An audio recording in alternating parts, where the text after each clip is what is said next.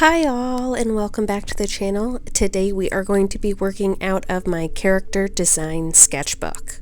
I'll be taking this character design of the Queen of Hearts and using my lovely Ohuhu markers and coloring this sketch in.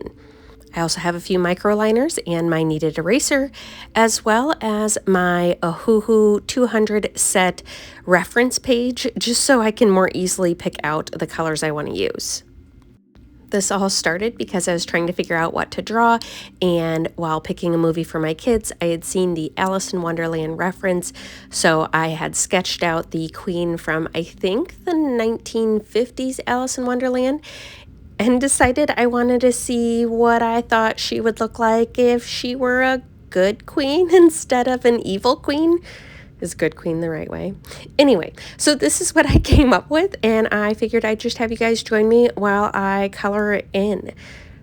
So with her being the Queen of Hearts, I had to find the perfect red, and it took me a few tries. I felt like the 15 and 11 were too dark, but I really liked the 10 and the 13 just because I felt like they were a lot more vibrant, and I knew I wanted to do some more intricate details and was worried that those would get lost on the darker colors.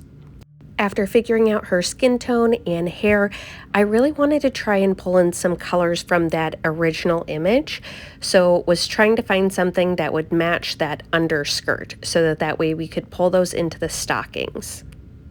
After splotching colors and finding ones that I was pretty happy with, I decided to jump right in and begin coloring my Queen of Hearts character in.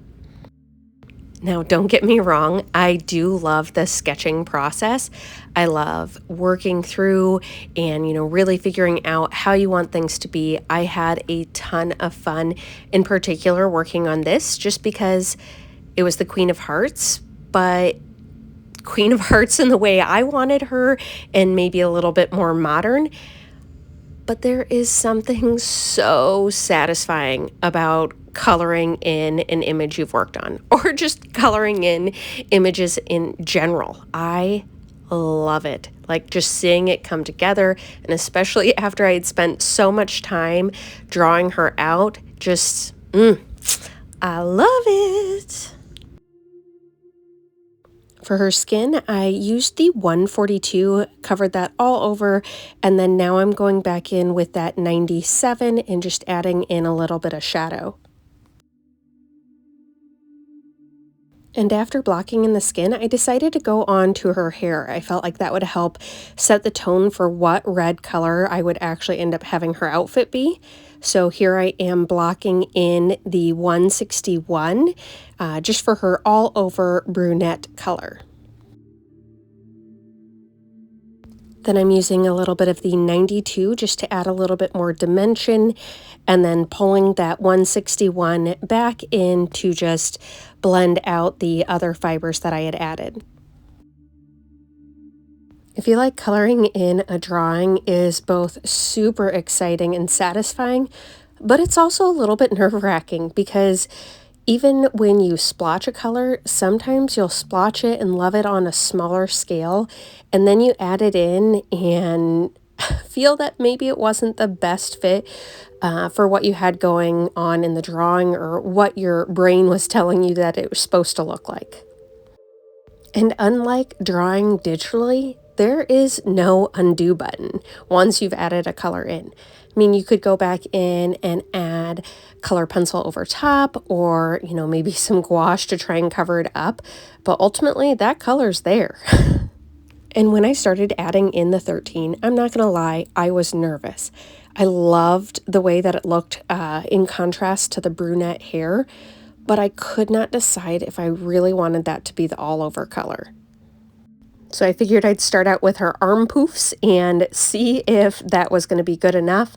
And honestly, after adding in that first arm poof, I just decided to go with the whole bodice.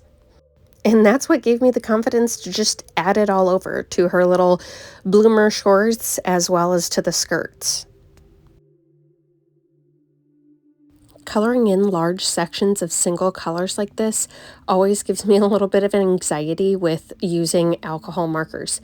I mean, you can do whatever you can to try and make that not blotchy, but bigger sections I always feel like end up looking a little splotchy no matter what you do, or maybe it's just me and I don't know how to use alcohol markers, or I've been using them wrong. But I always get a little bit of anxiety when I'm doing these big sections, trying to make sure that it's as close to being well blended as possible. So looking back, I realized that I actually jumped around quite a bit while coloring in this drawing. I go from using alcohol markers in sections and then pulling in my illustration pens just as I wanted to add details. Normally I wait till the end to add details, but I just felt like the black was needed to get a good vibe for how I wanted the rest of it to go.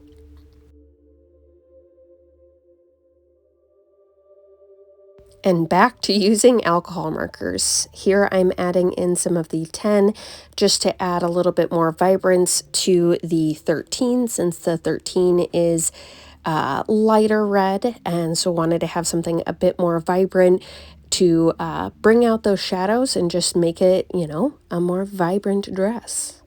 Although I don't know if you can really classify it as a dress, since it's kind of like a cape dress?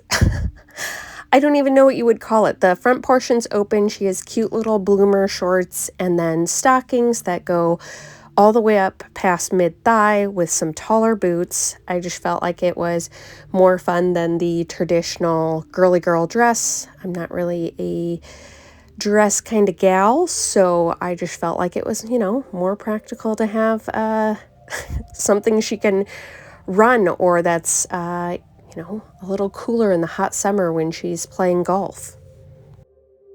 And this drawing makes me want to redraw her in like different situations. Like, what would my Queen of Hearts look like in loungewear? What would her loungewear be? And honestly, I will probably actually end up adding that into this sketchbook as well, because it was just a ton of fun to kind of have a character to go off of, but not be drawing the exact same character. That actually might make for a fun drawing challenge. Like, choose a character and draw them in their formal wear, their lounge wear, active wear, and I don't even know the fourth one. I don't know why there has to be a fourth one, but I feel like 4 is a good round number.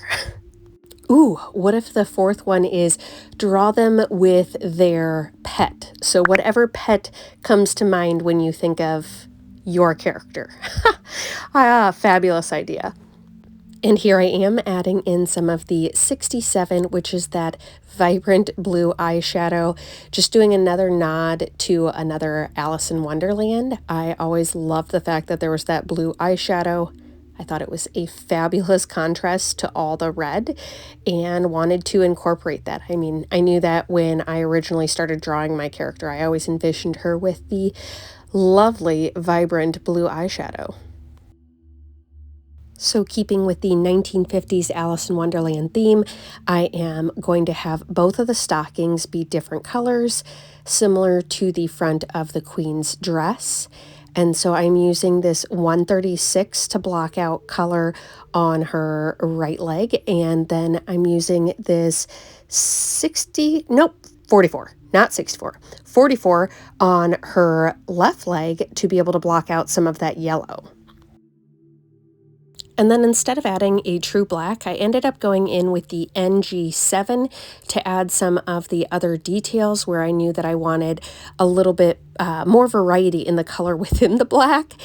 And so I added that on the stockings as well as her necklace, just so that I could add in some black on the shadow sections just to add a bit more dimension.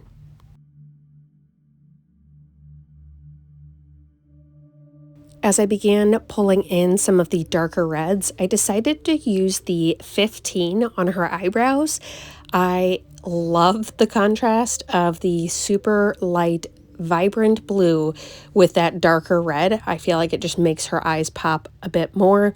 And then also added the 15 into the little poof on her crown. pulling in a little bit of the NG4 on the underskirt just to take down a bit of the saturation, just because it wouldn't be super saturated in the shadow of her body. And then pulling in that color as well on her bloomers and on her legs. And then using a little of the NG2 to pull in some more shadows on her arms. The boots and the gloves actually ended up being the two sections where I struggled with finding the colors that I wanted to use the most. I really wanted to have the boots be black boots, but was afraid that they just kind of look like big blobs and lose a lot of the dimension of how her feet are facing. So ended up instead going with the 149 for a nice brown boot, and felt like that still allowed you to be able to see the red, but didn't just turn them into big blobs at the end of her legs.